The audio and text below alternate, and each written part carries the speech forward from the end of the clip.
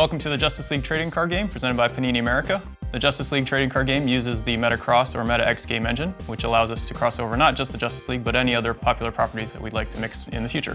Today we're going to go over the basics on how to play, including the different card types and the turn sequence, and we'll also play through a couple of turns. The object of the Justice League trading card game is to collect 7 victory points. In order to do that, you would attack with your characters, and if I cannot block, then you would gain a victory point.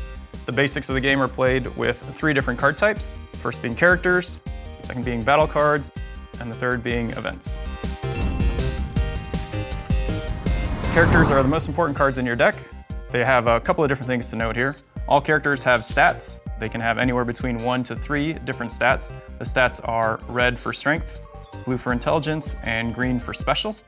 Stats range between 1 to 7, and the stats are important because they determine what cards a character can use to battle with. Characters also have effects. Depending on the type of icon, it will determine when you use that effect. There are 3 different types of effects. The triangle is a when played effect. The infinity symbol is a constant effect, and then the circle is a push effect, which means you'd have to turn your character in order to use the effect. The second card type is battle cards. Battle cards have corresponding stats, and these will match up with the characters that you have in play. So Superman can use strength battle cards between 1 and 7, intelligence battle cards between 1 and 3, and special battle cards between 1 and 5, which means he'll be able to use these 2, but he would not be able to use this one. They can get knocked out in one of 2 ways. The first way is an HP KO. Essentially, a character's health, or HP, is their highest stat. So for Batgirl, her highest stat is a 5. If she takes 5 damage or more in any combination of battle cards, then she would get knocked out. And the second way to knock out a character is to TKO them. Depending on the number of stats that they have, if you hit them with that many different types of battle cards, then you would knock them out. So Superman has 3 different stats. If you hit him with one of each of the different battle cards, then he would also get knocked out that way. It doesn't necessarily matter what the value of those battle cards are. They could all be 1s, but as long as there are 3 different ones, he would get knocked out. The last card type is events. They all have effects and they all have a meta point cost. Remember, whenever you play a card, you will either gain or lose meta points depending on what it says. The only rules for events are that you have to play them during your planning step and before you attack. In the top right of all of these cards is a MP or meta point value. Some of these values are positive, which means you would gain meta points, and some of them are negative, which means you would have to pay meta points in order to play that card. Each turn is made up of 3 steps. The first step is the prep step, the second step is the planning step, and third step is the battle step. Before we begin, at the start of the game, you're gonna have your deck here. Both players are gonna draw 5 cards. If for whatever reason you don't like your starting 5 cards, you can put them at the bottom of your deck and draw 5 new ones. The first step is the prep step, which means you would straighten any cards that you will have pushed during your turn. Since you don't have any characters out, you won't have to do that. During the planning step, you can play up to 1 character, and as you can see here, there's only 3 spots for characters, so you can only have 3 out in play at any given time. Also during that step, you could play any events, or you could use any push effects on characters that you already had in play. For your turn, what you're going to do is you're going to play Superman. He gives you 2 meta points when you play him, so you're going to move him up. And then he has a when entering play effect, which is to draw a card. Now, you could also play this event tier during this step if you would like. Do that by paying 2 meta points, play it to the discard pile, and just use the effect, search your deck for a battle card. Whenever you search your deck for a card, you have to shuffle it afterwards. So there you go. After you've played your character and used any events that you wanted to do during the planning step, you'd move to the battle step. During the battle step is when you would be able to push your characters to attack. Unfortunately, you can't attack with any characters that you have played that turn. That would essentially end your turn, and then it'll go to my turn. During my prep step, I would obviously prep any characters that I have. I don't have any, but I will draw a card since I'm not taking the very first turn of the game. I'll move to the planning step where I will play Batgirl, and I will gain 3 meta points for playing her.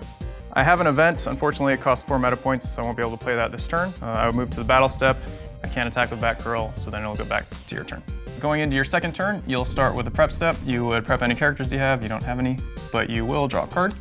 Now that you've drawn your card and finished the prep step, we'll move on to your planning step. You play your 1 character for the turn, green arrow. You're going to gain his 2 meta points. You unfortunately can't use his push effect. The turn comes into play, and you don't have any other events, so you'll go ahead and move into the battle step. Now that you've had Superman out, you can attack with him. In order to do that, you would move him into the battle zone, and you would push him, and then you would play a battle card that he can use. He uses 7 strength. You're going to pay the 1 meta point value to play it. Now that you're attacking me, I have the option to defend. My only character is Batgirl, and I'll play a battle card that she can use.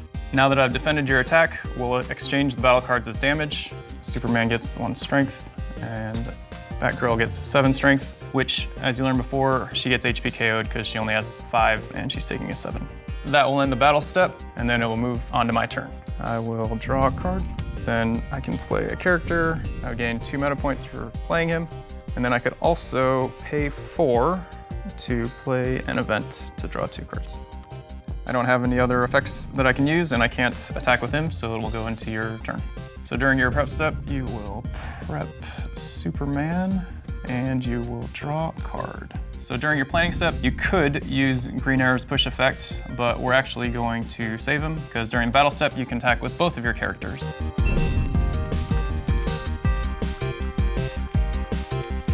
So for Superman, go ahead and move him up here, and we're gonna use Green Arrow up here. I'm gonna play this 1 special for Green Arrow, gaining 3. This 7 strength for Superman, which also costs 3. For me, I can defend with Green Arrow, since I have some battle cards that he can use. I'll go ahead and move him up here.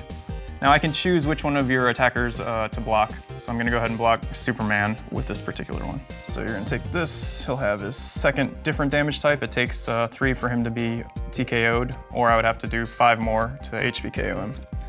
Green Arrow is gonna take the 7. He can only take 5, so he's gonna get knocked out. And now I'm not blocking Green Arrow's attack. So what that means is you're actually going to get a victory point. So you're going to discard that battle card, you're going to take the top card of my deck and put it into your victory point pile. Now that you've finished your attack, that will end your turn, and then we'll keep taking turns until one of us either has 7 victory points or somebody's deck runs out of cards.